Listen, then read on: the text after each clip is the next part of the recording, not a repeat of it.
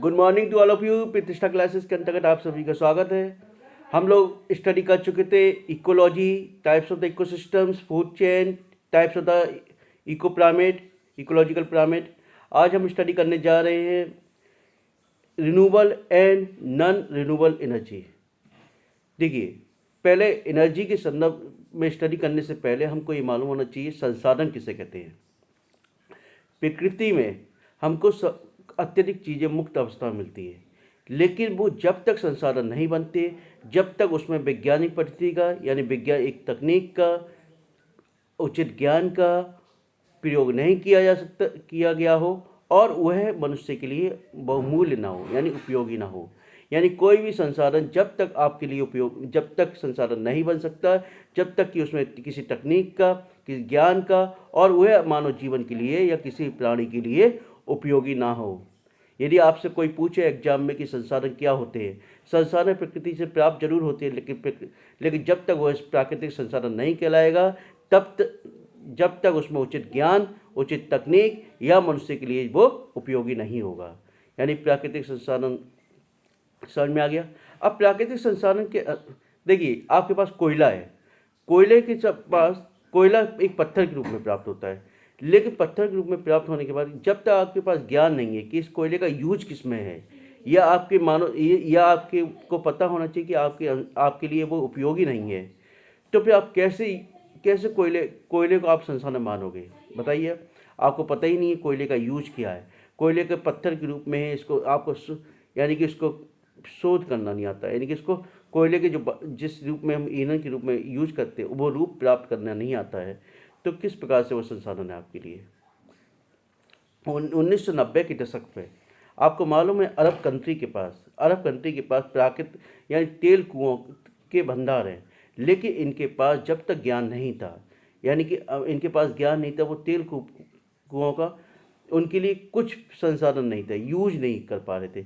जब इनके पास तकनीक का ज्ञान हुआ तो देखिए इनकी अर्थव्यवस्था किस स्तर में पहुंच गई। अर्थव्यवस्था में उसमें डेवलपमेंट हुआ। ठीक है, अब आप टॉपिक आते हैं प्राकृतिक संसाधन के अंतर्गत ही हम एनर्जी के संदर्भ में पढ़ेंगे। पहले तो अनवीनीकरण ऊर्जा यानी कि नॉन रिन्यूएबल एनर्जी, यानी कि वो है ऊर्जा जो एक निश्चित समय, जिस प्रकार से हम प्रयोग कर रहे हैं वो एक निश्चित समय के पश्चात खत्म हो जाएगी। वो क्या कहलाएगी? अनवीनीकरण ऊर्जा। यानी कि वह संसाधन बोल सकते हैं, वह संसाधन जिसको हम इस प्रकार से प्रयोग कर रहे हैं या निश्चित मात्रा में या कम मात्रा कभी एक निश्चित समय के पश्चात खत्म हो जाएगा, वो क्या कहेंगे? अनवीनीकरण। यानी कि उसका पुनः यूज नहीं किया सकता है, एक चक्रीय प्रक्रम के द्वारा या साइक्लिक प्रोसेस के द्वारा उसको दोबारा से उपयोग नहीं किया जा सकता है। क्या कहलाता है? अनवीनीकरण ऊर्जा कहलाता है। अनवीनीकरण देखिए, कोयला जिस मात्रा में हम लोग यूज कर रहे हैं, क्या ये पॉसिबल है कि हमेशा आने वाली पीढ़ियों के लिए भी वो सुरक्षित रखा जाए?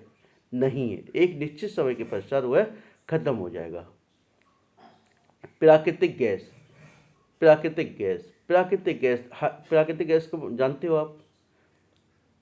प्राकृतिक गैस में क्या है, जिस प्रकार से वो भी यूज हो रही है एक निश्चित समय के पश्चात खर्च हो जाएंगी। परमाणु ऊर्जा क्या है? परमाणु ऊर्जा को हम यूरेनियम थोरियम्स के द्वारा, नाभिक की रिएक्टर विधि के द्वारा हम परमाणु ऊर्जा प्राप्त करते हैं। एक निश्चित समय के पश्चात वह भी खत्म हो जाएगी, क्योंकि हमारे यहाँ यूरेनियम का कोई 1% है, केवल एक जो भंडार है वो कितना, एक स्टोर में अपने 1% है। तो 1% यूरेनियम का भंडार को हम कितना यूज कर सकते हैं? दूसरा, उसकी तकनीक भी हमको अभी तक पूरी तरह से ज्ञात नहीं है, क्योंकि हमारे यहाँ जो थोरियम प्राप्त होता है, मोनोजाइट प्राप्त होता है, वो केरल से प्राप्त हो, केरल में वहाँ से प्राप्त होता है मोनोजाइट, लेकिन उससे भी अभी तकनीक पूरी तरह से डेवलप नहीं हुई है कि इसको रिसाइकलिंग प्रोसेस किया जा सके। ठीक है, अब देखिए, यदि आप चाहोगे तो मैं कोयले को एक डिस्क्रिप्शन बता दूंगा पूरा, किस तरीके से कोयले की उत्पत्ति हुई, पेट्रोलियम की उत्पत्ति कैसे। पेट्रोलियम देखो हाइड्रोकार्बन का एक मिक्सचर होता है, जब हम खोज करते हैं उसकी पेट्रोल की, तो 70% हमें पेट्रोल मिलता है, उसमें 30% प्राकृतिक गैस मिलती है। प्राकृतिक गैस तैरती हुई मिलती है, उसको उसको एक विधि के द्वारा प्राकृतिक गैस के रूप में प्राप्त किया जाता है। ठीक है, अब नेक्स्ट है परमाणु ऊर्जा। आपको मालूम ही है नाभिक रिएक्टर की विधि के द्वारा होती है प्रयुक्त। किस विधि के द्वारा? नाभिक रिएक्टर, न्यूक्लियर रिएक्टर के द्वारा। इस वक्त हम लोग जो डेवलप कर रहे हैं यूरेनियम और थोरियम का यूज कर रहे हैं। ठीक है, उसी विधि के द्वारा प्रयोग किया जा रहा है, लेकिन अभी मोनोजाइट विधि के द्वारा यूज नहीं कर पा रहे, क्योंकि उस तकनीक का हमें पूरी तरह ज्ञात नहीं है, अभी चल रहा है प्रोसेस में।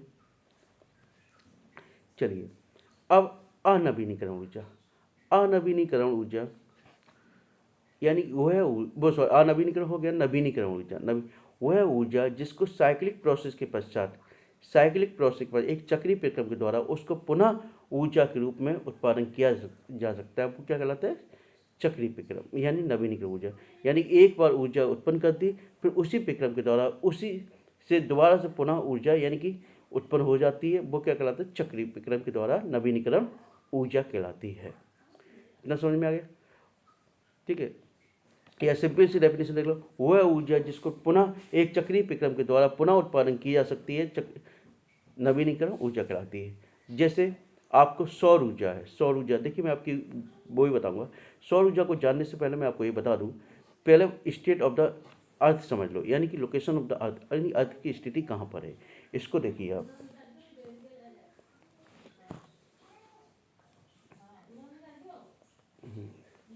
ये आपकी अर्थ है।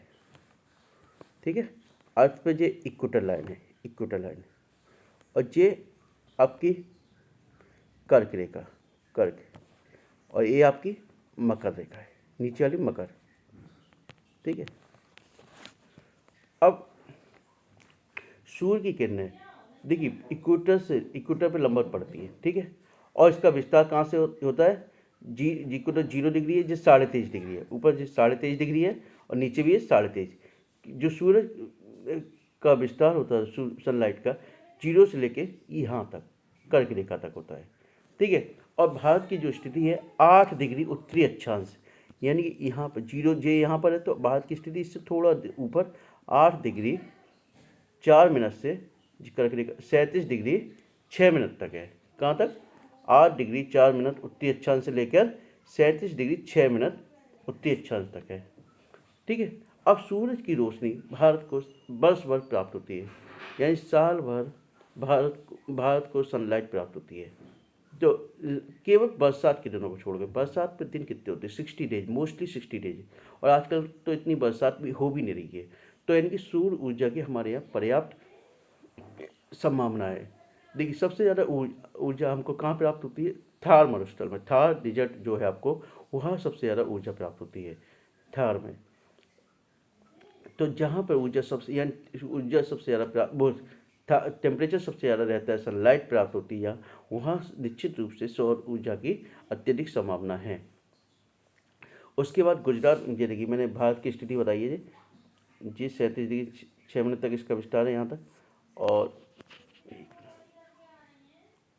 ये 8 डिग्री 4 मिनट से। ठीक है, 8 डिग्री 4 मिनट से लेके ऊपर 37 डिग्री 6 मिनट तक है। अब देखिए,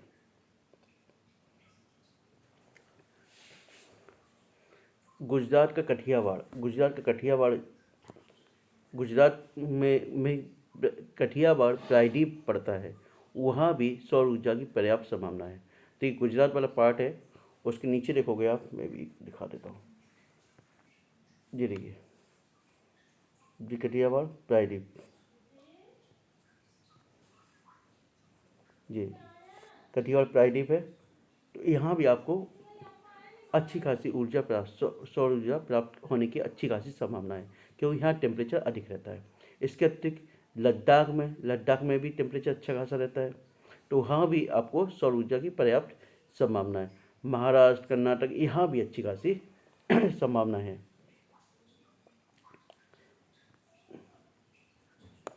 नेक्स्ट यही मैंने लिखा है। देखिए भारत एक उष्णकटिबंधीय क्षेत्र में स्थित है, वही बता रहा हूँ, जहाँ पर वर्षा के मौसम को छोड़कर बस सूर्य की सौर ऊर्जा प्राप्त होती है। यानी कि बस सौर ऊर्जा लगातार सौर ऊर्जा को सौर तापी या फोटोवोल्टिक मेथड के द्वारा प्रयोग किया जा सकता है। भारत में प्रतिवर्ष 5 खरब किलोवाट, कितनी है? 5 खरब, ये देखिए 5 खरब लिखा, 5 खरब किलोवाट घंटा सौर ऊर्जा प्राप्त होती है। ठीक है, सर्वाधिक सौर ऊर्जा की प्राप्ति प्रायद्वीप, देखिए कठियावाड़ प्रायद्वीप, लद्दाख, महाराष्ट्र, कर्नाटक, आंध्र प्रदेश में सौर ऊर्जा की काफ़ी संभावनाएं हैं। और दूसरी एक बार बता दूं, ये डेटा मैंने आपको लिखा है 2018 का डेटा है। ठीक है, अभी लेटेस्ट डेटा मेरे पास उपलब्ध नहीं है। मेरे पास लेटेस्ट डेटा जैसे उपलब्ध होगा आपको मैं व्हाट्सएप कर दूंगा। अब देखिए पवन ऊर्जा, पवन चक्की के माध्यम से आपको पवन ऊर्जा प्राप्त होती है, क्योंकि भारत में यानी पवन ऊर्जा प्राप्त करने के लिए लगभग 30 किलोमीटर पर आवर का वेग होना चाहिए, जो हमारे बड़ी आसानी से हमारे यहाँ 30 किलोमीटर पर आवर से अधिक के वेग रहता है। तो वहाँ पवन ऊर्जा बड़ी आसानी से प्राप्त हो सकती है। अब तमिलनाडु में सबसे बड़ा संयंत्र लगाया गया था पवन ऊर्जा उत्पन्न करने का। देखिए ये वही चीज़, देखिए जो मैंने बोला वही लिखा है। देखिए सबसे बड़ा संयंत्र तमिलनाडु में लगाया गया है, इसके उत्पादन डेटा चेंज हुआ है। इसके बाद यहाँ भी है, गुजरात, महाराष्ट्र, मध्य प्रदेश में भी अत्यधिक संभावना है। बायोगैस देख, ग्रामीण क्षेत्रों में लगातार एलपीजी गैस का प्रयोग किया जा रहा था लगातार, क्योंकि अभी देख रहे हो कि एलपीजी गैस की कीमत कितनी बढ़ गई है। 1000 रुपये का पर सिलेंडर आ रहा है। तो जिस प्रकार से इसकी कीमतें बढ़ रही हैं, तो निश्चित रूप से उसकी यानी कि मात्रा भी कम हो रही है। तो मात्रा कम होगी तो अल्टरनेट विचार आना पड़ेगा।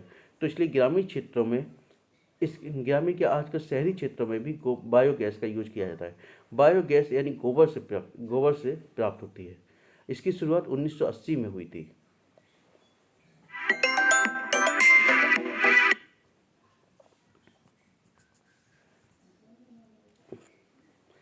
बायोमास ऊर्जा देखिए, नेक्स्ट है बायोमास ऊर्जा।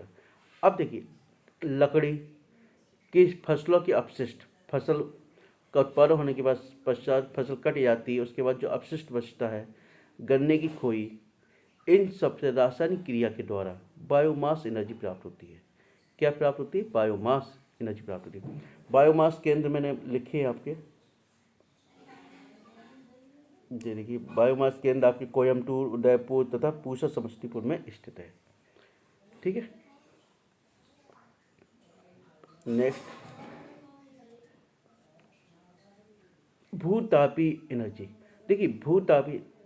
देखिए कहने को आप नोट्स में दे दूँ, नोट्स आप लिख लोगे, लेकिन कोई भी चीज़ लिखने से पहले आपको समझनी जरूरी होती है कि समझ में आ जाएगी तो आप कहीं भी लिख लोगे, कभी भी डाउट नहीं रहेगा किसी चीज़ का। ठीक है, अब भूतापी एनर्जी समझ लो कहाँ से प्राप्त होती है? जहाँ झरने होंगे यानी गर्म पानी जहाँ से प्राप्त होगा, ज्वालामुखी की संभावनाएं होंगी, वहाँ आपको भूतापी एनर्जी प्राप्त होती है। ठीक है, आपको देखिए जम्मू कश्मीर पूगा घाटी,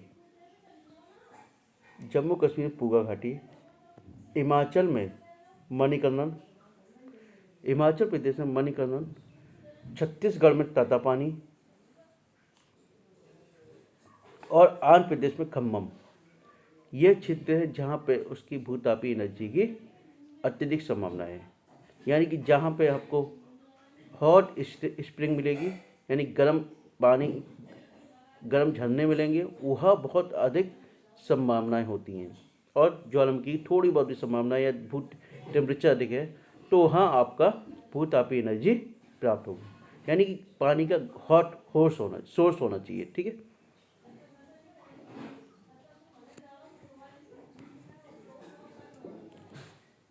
लघुपन बिजली देखिए लघुपन बिजली के वहाँ प्राप्त होती है। आपने देखा कि बिहार में कोसी नदी थी, तो तो वो बिहार का शोक कहलाती थी। क्या कहलाती थी? शोक कहलाती थी। लेकिन जब उस डैम का निर्माण कर दिया गया, बांध का निर्माण कर दिया गया, तो वही उसके लिए वरदान हो गई।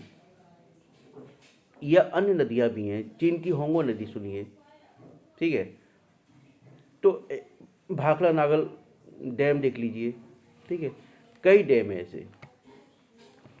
तो उसमें क्या किया आपने? डैम का निर्माण जब करते हो तो डैम से निर्माण होने के पश्चात छोटे छोटे बांध का निर्माण होता है। तो बांध के निर्माण से क्या होगा? बिजली का उत्पादन होगा। बिजली, क्योंकि वहाँ बिजली का उत्पादन होने के साथ साथ वहाँ सिंचाई की पर्याप्त संभावना रहेंगी। सिंचाई की पर्याप्त संभावना के साथ साथ वहाँ फिशिंग उत्पादन बढ़ेगा। फिशिंग उत्पादन के साथ साथ वहाँ एम्प्लॉयमेंट बढ़ेगा। एम्प्लॉयमेंट बढ़ने के साथ साथ जो आसपास पर्यावरण को नुकसान हो रहा है, वो नुकसान भी आपका कम होगा। तो निश्चित रूप से आपका लघुपन बिजली के द्वारा, टरबाइन विधि के द्वारा बिजली उत्पन्न की जाती है, और उससे क्या होगा? उत्पन्न करोगे तो आपके मल्टीपर्पज़ प्रॉब्लम सॉल्व होगी, ठीक है। नेक्स्ट है ज्वारी ऊर्जा। ज्वारी ऊर्जा में क्या है आपका? आपने देखा होगा कि चंद्रमा की आकर्षण क्षमता सूर्य की अपेक्षा कम है, लेकिन पृथ्वी के अत्यधिक पास होने के कारण चंद्रमा की आकर्षण क्षमता सूर्य की अपेक्षा अधिक हो जाती है। जब वो अधिक हो जाती है तो समुद्र, जो जल होता है समुद्र का जल, उसको अपनी ओर खींचता है। अपनी ओर खींचेगा तो क्या होगा? जब ऊपर खींचेगा उसको क्या कहेंगे हम? ज्वार कहते हैं। ज्वार कहते हैं। और जैसे पीछे हटेगा, छोड़ेगा, तो उसको हम भाटा कहते हैं। तो इस पूरी क्रिया को ज्वार भाटा कहते हैं। इससे हमें क्या प्राप्त होती है? ज्वारी ऊर्जा प्राप्त होती है। कौन सी ऊर्जा? ज्वारी ऊर्जा प्राप्त होती है। देखिए, खंबात की खाड़ी कच्छ के रन, सुंदरबन से प्राप्त होती है। कहाँ? खंबात की खाड़ी कच्छ के रन और सुंदरबन से प्राप्त होती है। अब महासागरीय ऊर्जा भारत में देखिए, अंडमान निकोबार है आपके पास, लक्षद्वीप है, केरल में तिरुवनंतपुरम में, यहाँ पर आपकी महासागरीय ऊर्जा प्राप्त होने की अत्यधिक संभावना है। कुछ डेटा लिखा भी मैंने, लेकिन मैं करंट का डेटा आपको दूंगा अभी में। अब नई टेक्नोलॉजी आपने देखा, हाइड्रोजन बैटरी से चलने वाले रिक्शों का प्रयोग किया जा रहा है। रिक्शों के प्रयोग से क्या, देखिए, आपको एक तो कॉस्ट कम आती है। जो बैटरी के प्रयोग से आपको क्या होगी? कॉस्ट कम आएगी। दूसरी चीज़ क्या होगी कि पर्यावरण को नुकसान कम होगा। क्यों? जब आपका पॉल्यूशन निकलेगा नहीं तो कहाँ से पर्यावरण को नुकसान होगा आपको। तीसरा, आउटपुट अच्छा रहेगा आपका, क्योंकि देखिए आपके कुछ ना कुछ केवल रिचार्ज में एक या 2 यूनिट खर्च होती है, उसके अलावा तो खर्च नहीं होती। आप क्योंकि जेब में, इकॉनमी पे कम खर्चा आएगा आपका, तो सेविंग अच्छी होगी आपकी, ठीक है। ये थी आपकी नवीनीकरण ऊर्जा, ठीक है। Types of the renewable energy. एक है जलीय ऊर्जा। जलीय ऊर्जा में भी आपकी अत्यधिक संभावना है, क्योंकि भारत में जो नदियां हैं सदाबहानी नदियां, उत्तर भारत में जो नदियां हैं, जलीय ऊर्जा में लिख देता हूँ आपको, जलीय, इसमें लिखा नहीं, जलीय ऊर्जा है ना। जलीय ऊर्जा की भारत में अत्यधिक संभावना है, क्योंकि उत्तर भारत में जो नदियां हैं, जो सदाबहानी नदियां, सदाबहानी यानी कि वर्ष भर बहती रहती है, क्योंकि वो मानसून के ऊपर निर्भर नहीं करती। तो वहाँ उत्तर भारत में अत्यधिक संभावना है।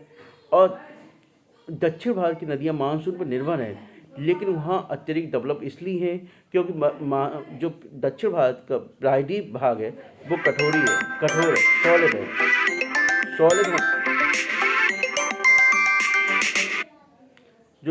जो साउथ वाला भाग है वो कैसा है? सॉलिड है आपका। तो साउथ वाला भाग जो है सॉलिड है, तो वहाँ अत्यधिक संभावना है, क्योंकि जो सॉलिड भाग होगा वहाँ ठोस, वहाँ क्या होगा? नदी या जल का वेग बहुत तेज होगा, क्योंकि ना तो वो गाद का निर्माण करती हैं और वो सक्रिय रहती है। जो पठारी भाग होगा वो सकरा रहेगा, सकरा होने के कारण जल का वेग बहुत तेज रहेगा, ठीक है। तो यहाँ आसानी से प्रोडक्शन किया जाता है प्रायद्वीप भारत में, अत्यधिक प्रोडक्शन जो होता है इस वक्त, इसीलिए वहाँ पर डेवलप है। दूसरा रीजन एक और है, दक्षिण भारत में ना तो कोयला प्राप्त होता है अधिक, ना पेट्रोल अधिक प्राप्त होता है। तो यही रीजन है, पेट्रोल प्राप्त हुआ, यही रीजन है कि वहाँ इस पे जलीय ऊर्जा पर अधिक ध्यान दिया गया। चलिए इसको हम आगे इसी के साथ इसको नवीनीकरण ऊर्जा अनवीनीकरण ऊर्जा का समापन करते हैं। और ये आपकी पहली यूनिट कंप्लीट हो चुकी है। इसके बाद स्टडी करेंगे हम लोग, नेक्स्ट टॉपिक रहेगा ग्लोबल वार्मिंग। बहुत इंपॉर्टेंट टॉपिक है, क्वेश्चन पूछा जाता है, करेंट से रिलेटेड भी क्वेश्चन है आपका, ठीक है। और जो स्टूडेंट पहली बार देख रहे हैं कृपया चैनल को सब्सक्राइब कीजिए और अपने दोस्तों के साथ शेयर भी कीजिए। Okay, thank you.